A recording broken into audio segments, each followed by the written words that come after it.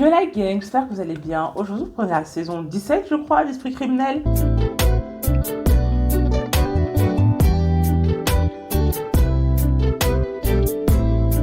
Je suis désolée, en fait, et j'ai regardé Esprit criminel, mais direct quand ça passe sur TF1. Mais les faits, tu connais, etc. J'ai oublié la moitié de la saison. Vraiment, j'avais tellement de choses à dire. Je vais faire avec ce que j'ai retenu, avec les images, je vais résumer les épisodes parce que laisse tomber. Déjà, ce qui m'a grave marqué et ce que j'ai grave apprécié dans la saison, le fait qu'on parlait des faces qui arrivait avec Gigi, le fait que, en fait, malheureusement, on utilise son image pour des fins pas très catholiques. Et ça arrive tellement, de plus en plus, que vraiment le dark web, et même sans ça, même plus besoin d'aller dans le dark web parce que ça a dépassé les frontières, tout ce qui se passe à côté, comme elle avait expliqué Emily. Et en fait, maintenant, dans notre ère, ça va même beaucoup plus vite. Et même eux, ils n'ont pas le temps, ils sont dépassés par tout ça. Et ça, j'ai grave apprécié ce point-là, qu'ils expliquent ce point-là. Je trouve ça hyper important. Voilà. Et vraiment, et je sais que j'avais tellement de choses à dire par rapport à ça, sauf que j'ai tellement tout oublié. J'ai tout oublié, ça fait genre 1 mois et demi que je peux regarder la saison. Ça s'est terminé au mois de décembre. Enfin bref, en tout cas, cette saison, je sais pas en fait. Là, Esprit criminel Revolution, c'est vraiment la première fois que je regarde des épisodes d'Esprit criminel de A à Z. D'habitude, je regarde de temps à autre, et comme je vous ai dit ma vidéo dernière, mais en fait, je regarde Esprit criminel généralement, quand c'est spécialement sur Reed en fait, Spencer Reed. Sinon, à part ça, je regarde, mais vraiment de temps en temps. Et du coup, ça m'a fait genre vraiment plaisir de les voir dans leur intimité, eux en train de manger. Et en fait, pendant qu'ils sont en train de manger, littéralement, ils étaient en train de débriefer. Comme nous, demain, on mange avec nos collègues, on part travail. J'ai trop aimé ça. On a la doc qui pète dans la voiture, genre improbable. Mais qu'est-ce qui s'est passé? Je me suis dit, ils ont pété un pont, Esprit criminel, j'ai pas compris. Mais d'un côté, je me dis, ça rajoute un peu de fun dans toute cette noirceur. Et vraiment, c'est dommage parce que Elias, vraiment, c'est un personnage complexe. Il rend fou. Mais j'aurais tellement voulu le voir avec Reed. Ce que Reed leur aurait pensé, ce que Reed leur aurait dit. Et je pense même, ma théorie, le fait qu'ils mettent tellement Rossi avec Elias, avec le fait qu'ils voient des fantômes, son passé, patati patata. En fait, franchement, ma théorie, peut-être qu'elle est grave bâclée, elle est grave nue, c'est faux. Mais je me dis qu'en fait, ils ont voulu couvrir l'absence de Spencer parce que c'était trop. Des fois, à la fin, j'en avais marre. À un moment donné, je sais pas, en fait, on a compris les flashbacks et tout, mais j'en pouvais plus. Je me suis dit, enough, monsieur, enough. Je me suis dit, ouais, c'était peut-être pour remplacer ça aussi. Je pense que ça aurait été un bon duo. Un bon versus, en fait, Spencer et Elias. Et je pense même que Elias aurait même pu jouer avec Spencer. Vraiment, je pense qu'il aurait pu même rentrer peut-être dans sa tête. Ça aurait été vraiment intéressant de voir ça. En parlant d'Elias, je veux rebondir sur sa famille. En fait, j'ai aussi apprécié ce côté-là où, ok, on est, comment on appelle déjà les familles là qui sont sur surveillance judiciaire, j'ai oublié le nom exact. Et en fait, ok, on est sur surveillance judiciaire, ok, on est caché, mais personne s'occupe de nous. Je sais, les thérapies, et je pense que ça doit être vraiment, dans la vraie vie, ça doit être comme ça.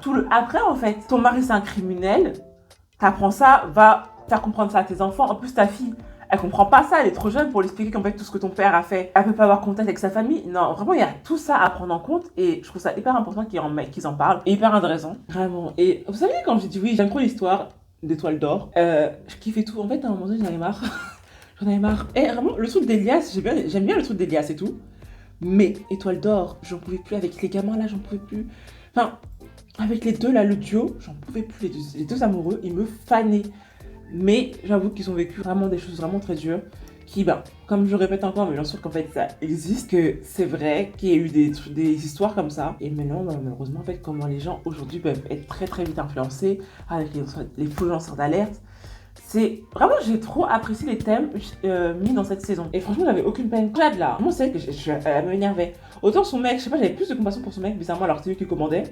Mais Jade, j'étais la même meuf, tu m'agaces. Et j'ai même pas vu venir aussi le côté, le commandant entre guillemets des plus jeunes là.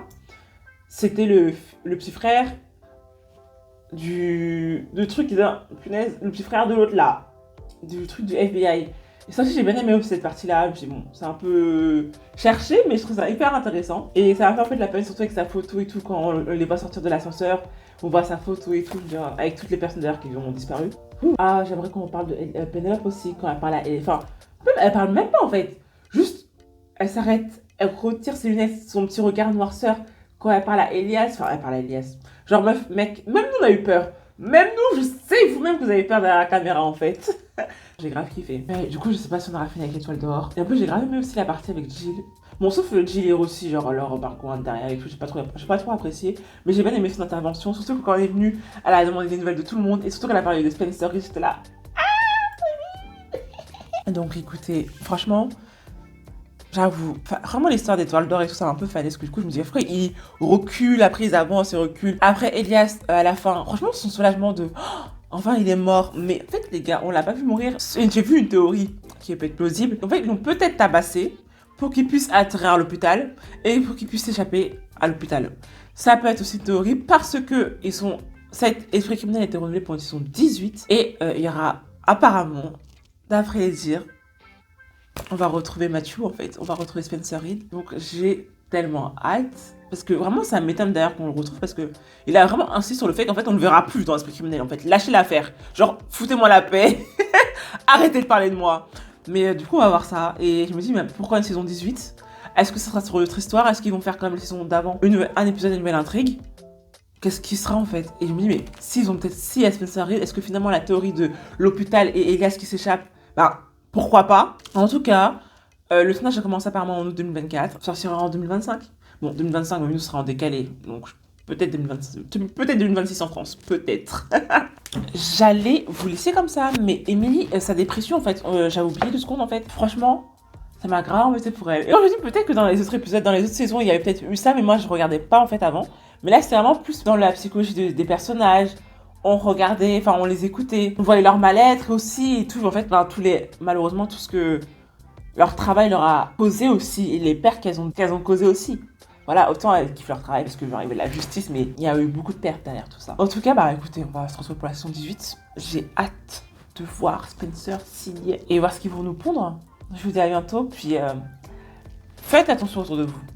Voilà.